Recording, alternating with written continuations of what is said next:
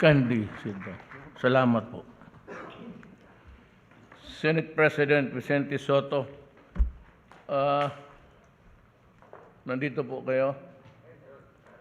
I would like to apologize for the Rocos. Hindi naman kasalanan namin. They're very strict. Well, that is trabaho nila yan. So, if there are lapses, I apologize to you publicly. House Speaker Lord Alan Velasco. Yes, sir. Executive Secretary Salvador Medaldia, Senator Bongo, Education Secretary Leonor Briones, National Defense Secretary Delphine Lorenzana, Cabinet Secretary and Acting Presidential Spokesperson Carlo Alexi Nograles, Trade and Ministry Secretary Ramon Lopez, Social Welfare and Development Secretary Rolando Bautista, Interior and Local Government Secretary Eduardo Año, National Security Council Secretary Herbujeres Spiron, Presidential Advisor for Peace, Reconciliation and Unity Carlito Galvez, TESDA Director Isidro La Peña, Presidential Advisor on Legislative Affairs Secretary Lucifer Pida Pascual, Agrarian Reform Secretary Bernie Cruz, Information and Communication Technology Secretary Acting Secretary Emmanuel Caintic, Budget and Management Officer in Charge Tina Rose Marie Canda, Senator Juan Edgardo Angara, Senator Cynthia Villar, Senator Joel Villanueva, Senator Jaime Marcos, Senator Francis Tolentino, House Majority Leader Fernando Martin Romualdez,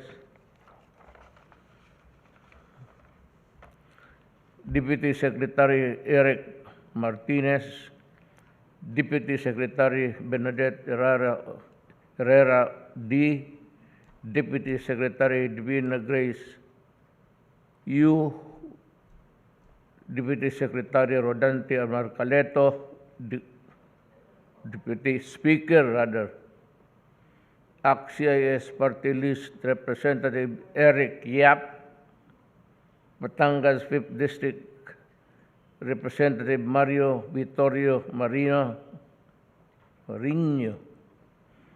Baguio City Lone District Representative Mark Go, Bataan 2nd District Representative Jose Enrique Garcia III, Kabayan Party List Representative Ron Salo,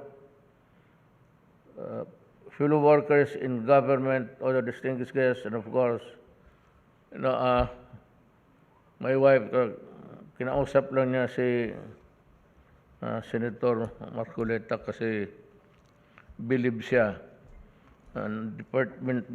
sa tao. Department Secretary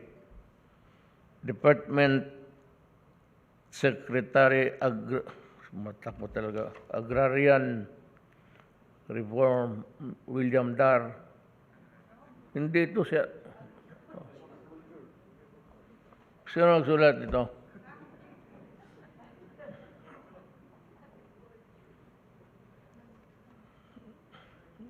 Protocol, kindly.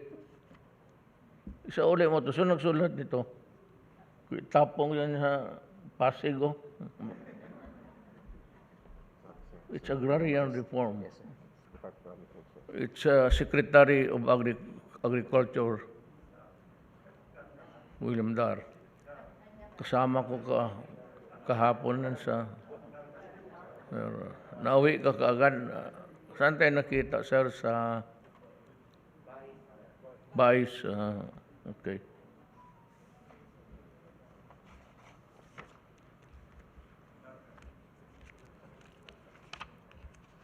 I was just a few words after this speech. Express my appreciation to the members of Congress for ensuring the timely ratification of the more than 5 trillion peso national budget. Maubos kaya natin to. I also recognize the efforts of our government agencies, our partners from civil society and other civil servants who took part in the crafting of this important legislation. Indeed, the passage of General Appropriation Act of 2022 reflects the healthy collaboration among all branches of government, which is crucial to the attainment of our national development goals, especially during these trying times. The 2022 budget reaffirms the government's strong commitment to provide a more comfortable and productive life for its Filipino. This will also cement this administration's legacy of real change for future generations, guided by the three main pillars of building resiliency amidst the pandemic, sustaining the momentum towards recovery, and continuing the legacy of infrastructure development. The establishment of the Department of Migrant Workers happens on the celebration of Rizal Day, when we honor not only the exceptional love of country of Dr. Jose Rizal, but also the patriotism, excellence, courage of our modern-day heroes, including our overseas Filipino.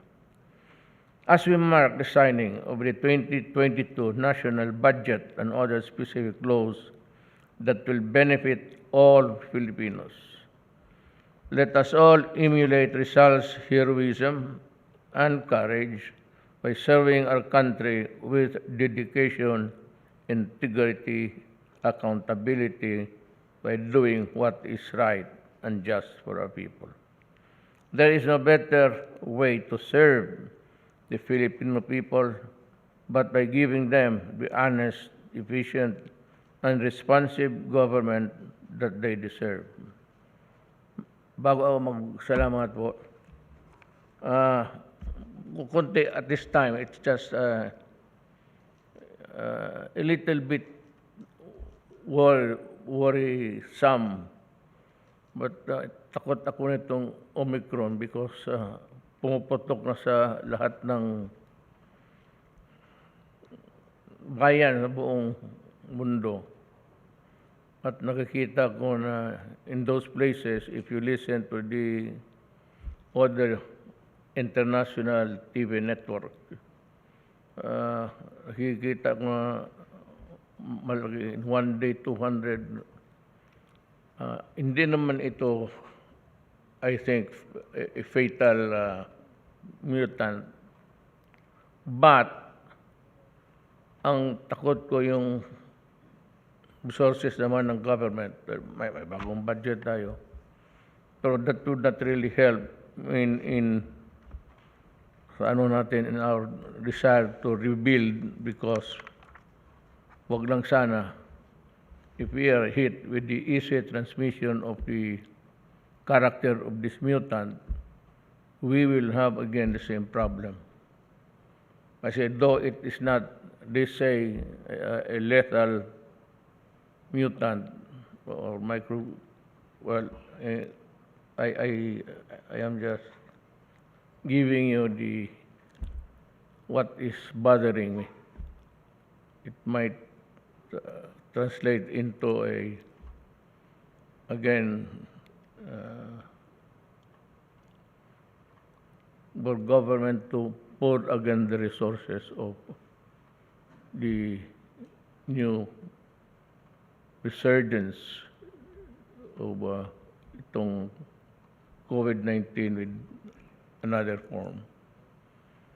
So yan lang pag ano ko sa inyo, I'm leaving the office in a few months. Ang tatakot lang ako yung response na naman natin and how it would intrude into the budget na although we expect nandito pa yung pandemic tumatakbo, Pero kung ang hawaan talagang mabilis, then we will have the same problem again. It's not a matter of predicting how many will die, but rather preparing for how many people that will be affected by this mutant. Kung nakakahawa uli, baski bakunado ka na,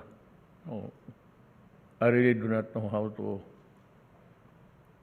I just hope that we will cope up, if ever.